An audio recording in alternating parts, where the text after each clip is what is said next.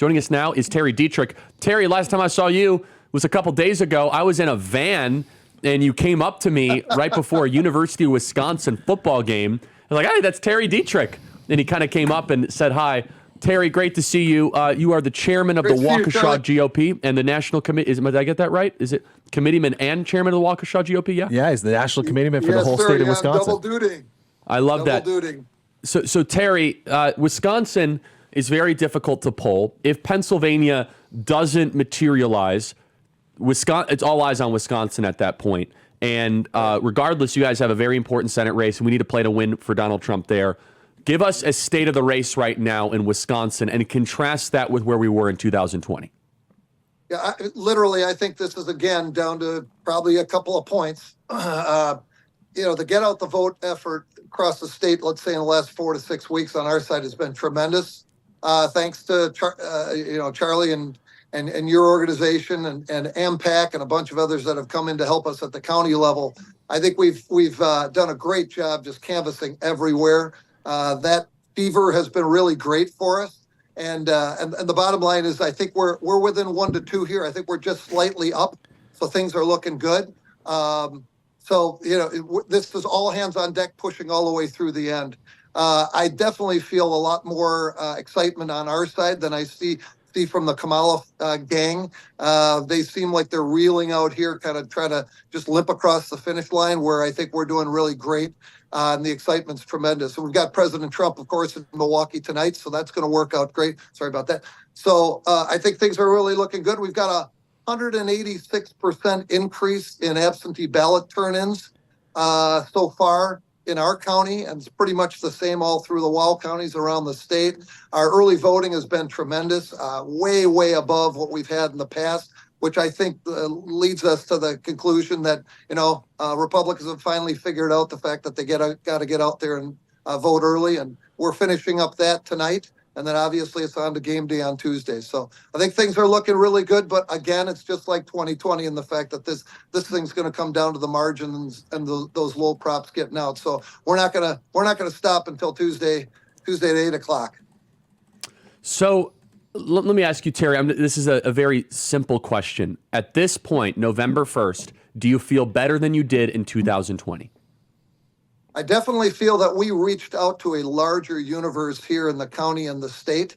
Absolutely. The low props, the new movers, the Christian groups, et cetera. I don't think there was much of an effort back in 2020 beyond trying to just get our core red base out. And I think we've done a much, much better job at that. Obviously, the very low prop chase programs that Turning Point's implemented around the state, I think are going to be absolutely, record setting. I think that could be the difference right there. The 40, 50, 60,000 extra votes that we pick up by that whole ballot chase program that you've had going for the last 3-4 months. It's been tremendous. I love the permanent infrastructure that's been put in here, working closely along with those folks and really going out and digging out those new votes. That's the big telltale of this election, I think, in all of the battleground states, including Wisconsin, is can we get a lot more votes out than just our core red? And I feel a lot better about that. I'm also seeing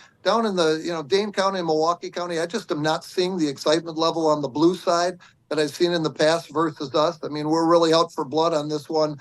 And so I'm feeling really good. I'm really feeling good about that versus 2020. We still have an election integrity issue in this state. So we got to be very, very careful about that. But I just see the horses are all pulling in the right direction right now. And if we push that all the way through to Tuesday, our early votes have just literally caught up, if not exceeded, the Democrats. So that puts them in a position that they've really got to overperform on Election Day, which they don't have a habit of doing. So I feel really good about this going into it, Charlie.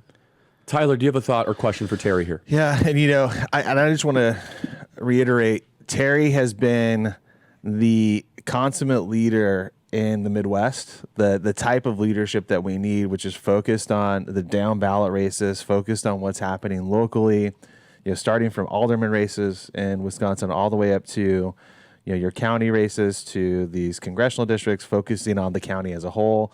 Waukesha, as a reminder to everyone, is really in your top 5 counties in America.